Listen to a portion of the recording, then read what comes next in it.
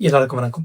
என்னதான் பார்த்தீங்கன்னா, எனக்கு ஒரு பொலிட்டிக்கல் டிஃபரன்ஸ் இருந்தாலும், பேசிக்காவே நான் தளபதி ஃபேன். ஒரு லீடரா விஜய் சார் எனக்கு பிடிக்காம இருக்கலாம். ஆனா ஒரு ஆக்டரா எனக்கு அவர் ரொம்ப பிடிக்கும். அவரோட கடைசி படமான ஜனநாயகன் படத்தோட ரிவ்யூ.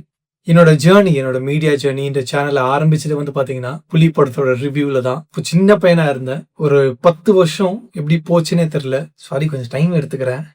அமைச்சரா உட்காந்து அழும்போது நான் கொஞ்சம் ஃபீல் பண்ணக்கூடாதா?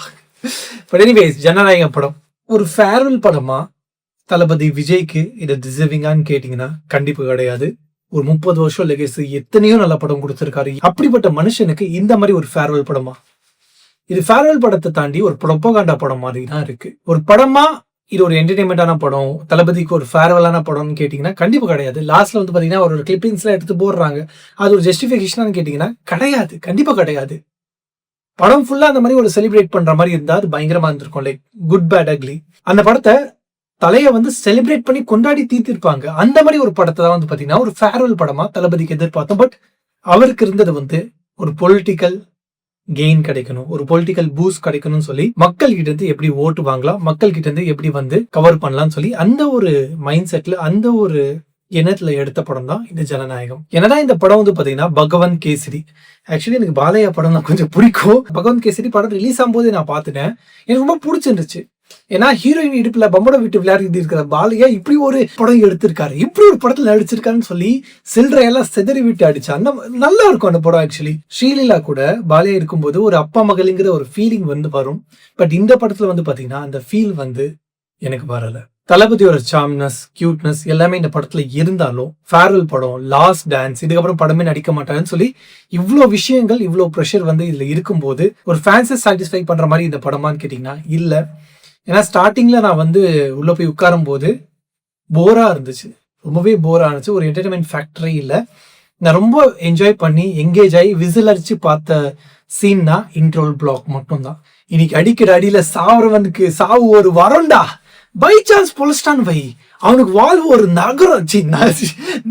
நரகண்டான்னு சொல்லி அப்படியே ஓடி அடிப்பார் பாருங்க. அது நல்லா இருந்துச்சு அந்த சீன். இதுதான் ஃபேன்ஸ் எக்ஸ்பெக்ட் பண்றாங்க, நான் எக்ஸ்பெக்ட் பண்றேன். அந்த இன்ட்ரோல் பிளாக் சீனை தாண்டி படத்துல எங்கேஜா, என்டர்டைன்மெண்டா விஜய் சாரை செலிப்ரேட் பண்ற மாதிரி ஒண்ணுமே இல்லை. அதுவும் வில்லன் பேசுறாரு, டைலாக் பேசுறாரு, பின்னாடி பாத்தீங்கன்னா வாய்ஸ் ஓவர் வருது. அவர் பாட்டு பாத்தீங்கன்னா வாய் அசைச்சுன்னு இருக்காரு. அவர் பேசுறதுக்கும் அவர் சொல்ற டைலாக்கும் சம்பந்தமே இல்லை, லிப்சிங்கே ஆக மாட்டேங்குது. பிளஸ் ஒரே சாங் ராவண மவுண்டா ஒரு நல்ல சாங் இருக்கு. அந்த நல்ல சாங்கை திருப்பி திருப்பி திருப்பி திருப்பி திருப்பி திருப்பி போட்டு அந்த நல்ல சாங்கே பாத்தீங்கன்னா சலிச்சு போற அளவுக்கு இந்த படத்துல யூஸ் பண்ணிருக்காங்க. அண்ட் பூஜா ஹெக்டே தளபதி ஆண்டின்னு சொல்றது, honourable chief minister C Joseph Vijay சொல்ல கத்தணும்னு தோணுது, என்ஜாய் பண்ணணும்னு தோணுது, செலிப்ரேட் பண்ணணும்னு தோணுது. பட் அவர் பாத்தீங்கன்னா இந்த ஆக்ஷன் இருக்கு பாத்தீங்களா, இந்த ஆக்ஷன் பண்ணும்போது அதை அந்த இடத்துல வைக்கிறாங்க. எவ்வளோ மாசான சீன்ஸ் இருக்கு, எவ்வளோ மாசான போட்டோஸ் இருக்கு. இந்த போட்டோ தான் அவங்க வைக்கணுமா? குறிப்பிட்டு சொல்ல போனோம்னா நக்கீரன் கோபால் சார், அவர் பாத்தீங்கன்னா கரூர்ல நடந்தது பாத்தீங்கன்னா ஜனநாயகனோட ஷூட்டிங் சொல்லி அவர் சொன்னாரு. அப்பெல்லாம் என்னையா மக்களை அப்படி விட்டு போனது தப்பு தான். ஆனா அதுக்காக அவங்க ஷூட்டிங் பண்றதுக்காக அவங்க போனா சொல்லலாம், அது ரொம்ப தப்பா இருந்துச்சு. பட் அவர் சொல்றது உண்மைன்னு சொல்லி எனக்கு இப்போ தோணுது. ஏன்னா அசம்பிளில எதிர்கட்சி யாரும் இல்லாத மேசையை பார்த்து இப்படி கையாட்டினாரு. அந்த சீனை அப்படியே தூக்கி படத்துல வச்சிருக்காங்க. விஜய் சாரோட இன்னசென்ட் ஃபேன்ஸை எவ்வளோ மில்க் பண்ண முடியுமோ, எவ்வளோ அவங்க கிட்ட இருந்து வாங்க முடியுமோ எல்லாமே இந்த படத்துல வச்சிருக்காங்க. குழந்தைங்களை குட்டீஸ், மைடியர் குட்டீஸ், நண்பா நண்பீஸ் அதை வச்சு பெரியவங்க கிட்ட சொல்லி அவங்கள தொல்லை பண்ணி ஓட்டு வாங்கலாம். கள்ளசாரம் குடிச்சு 50 பேர் எடுக்கிறாங்க, அந்த பொண்ணு போராடுறாங்க, அந்த பொண்ணுக்கு நியாயம் வாங்கி தரதான்னு சொல்லி அந்த வகையில பாத்தீங்கன்னா பெண்களோட ஓட்டை கவர் பண்றது. அண்ட் பசங்க தேவையே இல்லை, ஆக்ஷன் சீன் பண்ணா போதும், பசங்க அப்படியே தலைவா தலைவா அப்படின்னு சொல்லி விழுந்துருவாங்க. பசங்களையும் கவர் பண்றாங்க. டோட்டலா இந்த படம் பாத்தீங்கன்னா விஜய் சார் மாதிரி ஒரு லார்ஜர் அண்ட் லைஃப் கேரக்டர் ஒரு பர்சனுக்கு இந்த மாதிரி ஒரு ஃபேர்வெல் படம் டிசர்விங்கான்னு கேட்டீங்கன்னா கண்டிப்பா கிடையாது.